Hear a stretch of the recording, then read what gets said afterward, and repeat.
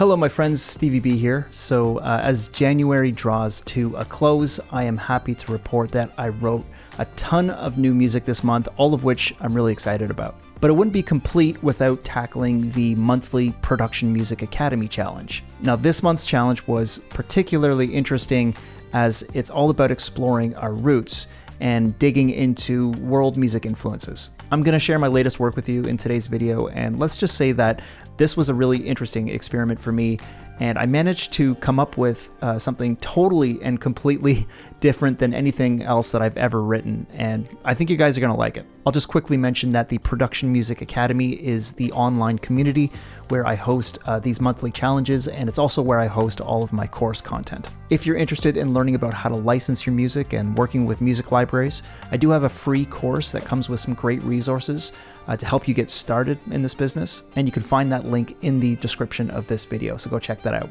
Okay, let's get into it. So a little bit about my own roots to kick this off. My family history traces back to Canada's early days as a nation, when Prince Edward Island, our small and beautiful East Coast island province, saw an influx of immigrants from all over the British Isles. Scottish, English, and Irish settlers left their homeland in large numbers to follow the dream of a new and better life throughout the late 1700s and well into the 1800s. Now, if you ever get a chance to visit Eastern Canada, I highly suggest visiting Prince Edward Island. It is truly one of the most stunning, beautiful places that I've ever been, and the folks that live there are just the friendliest, kindest people you'll ever meet. So as you can imagine, our musical history here in Canada, especially on the East Coast, has a really strong Celtic influence. And to be honest, growing up in Eastern Canada, I was well aware of this influence, but it never really struck a chord with me until the mid-90s. It was 95 when Canadian songwriter and legendary fiddler Ashley McIsaac released the chart-topping Sleepy Maggie with Gaelic vocals by Mary Jane Lamont. Now, this song was unlike anything else on the radio at the time, and it totally blew me away. I never heard Celtic elements woven into like a modern hip-hop influenced production. There was just nothing like that at the time, and truly there hasn't really been much like that since. It was a really unique single and album at the time, and I still absolutely love it. So while I was trying to decide what direction to take with this track that I'm about to show you, I figured, maybe I should write something that pays tribute to my Irish and Scottish roots. And right at the same time that I was trying to figure all of this out, I saw that Native Instruments released the Ireland Library as part of their Spotlight collection. And I figured, well, that's a good sign. So I picked it up and I got to work. And here it is. This is my own tribute to Sleepy Maggie. There's no Gaelic vocals in this track, of course, but there is a distinct Celtic influence infused with modern hip-hop production. So let's take a quick listen, and then I'll tell you how I put it together. So I'll just play through the intro in the first A section here, then I'll press pause and chat a little bit about what's going on.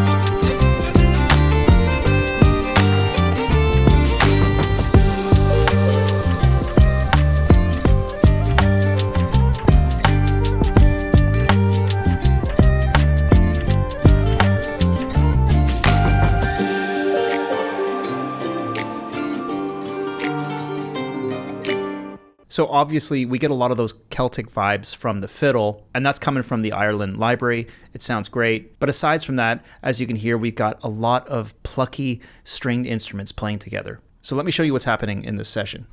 So the way this track actually got started was using the Eland pipes. This is just such a beautiful sounding instrument, and this progression that I'm using basically carries across the whole track.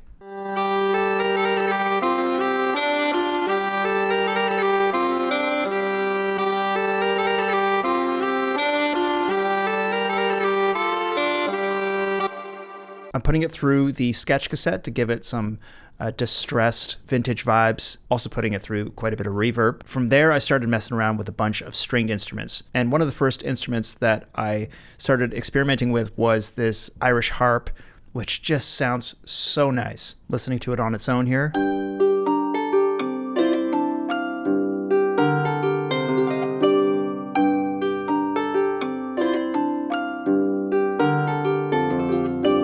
So the Ireland library comes with quite a nice collection of MIDI loops, which you can export onto the track. And you're hearing a variety of articulations there too, like there's some harmonics, which just sounds so tasty. So I did export one of those loops, and I did a bit of adjusting to the MIDI to better suit the chord progression.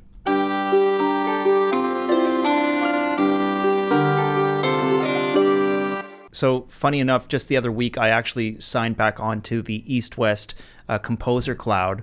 And it's interesting because EastWest's orchestral libraries were some of the first that I ever started messing around with when I was just starting out with music production. And years ago, when I first subscribed, I felt like some of those orchestral libraries were getting to be a bit outdated. And I'm really happy to see they've done some great improvements. But I've also had a chance to dive back into some of their classic libraries like Gypsy, Raw, Silk. Some of these libraries are quite old, but they're really unique, and they just have so many beautiful sounds that you can mess with. For example, this classical guitar, this is from the Gypsy library, blends really nicely with our harp.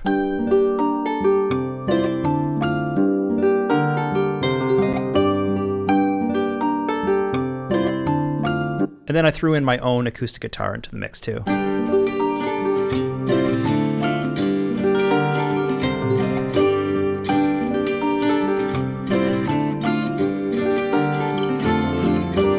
The beat is a collection of loops, MIDI, one-shots, as per usual.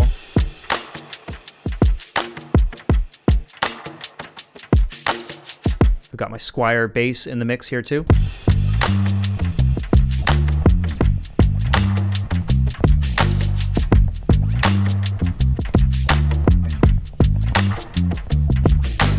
And quite a few like textural vocal one-shots, transition samples, like all this stuff, for example.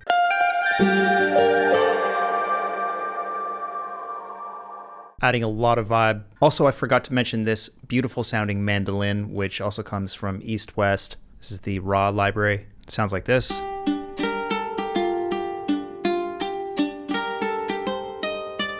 And as we come into our initial breakdown right after the first A section, I decided to add some Irish flute. We're in a minor key here, and this flute has a real slinky feel to it. It almost has like a Middle East kind of vibe.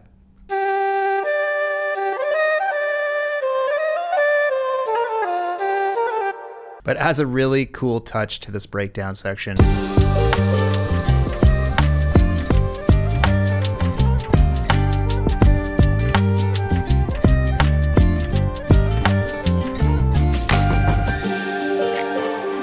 And I particularly like how this part turned out, leading back into the second A section. I'm using an auto filter and Isotope's vinyl plugin to gradually reintroduce the fiddle and build some necessary tension towards our next A section. It sounds really cool.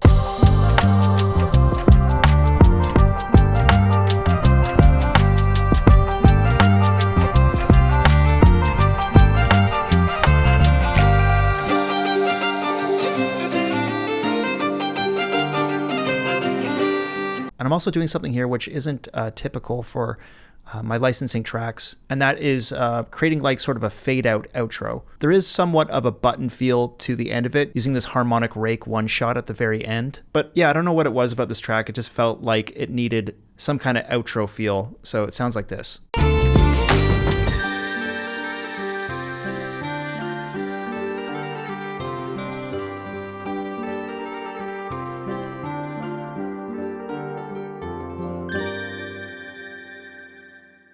So if we take a look at the automation being applied to these pipes, you see that I'm filtering it out while also increasing the reverb, which adds a really cool psychedelic touch to it. As for the fiddle, I actually just exported some of the loops that come with the library, and then I started chopping them up. It's got to be the most like realistic and natural sounding fiddle VST I've ever heard. Anyone who plays a fiddle, or even if you don't, will probably detect some phony-ish element to it. No library is obviously better than the real thing. And I got to admit, I was really tempted to go to like Sound Better and see if I could find someone to just like play similar lines for this track. But I like the way it turned out. I think it sounds pretty good. There's quite a few other instruments that come with the Ireland library, like the tin flute, for example. I decided against using that ultimately. But I think that this has got to be one of the coolest libraries that Native Instruments has ever put out. I really like that the library comes with a collection of like loops that you can export as MIDI. Makes it super fun, easy to work with. You can come up with some really cool sounding ideas very quickly. All right, guys, thank you so much for watching. I hope you all enjoyed that.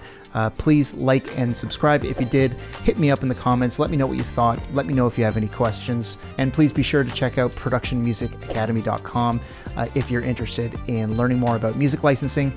I'm wishing you all well. See you next time. Take care.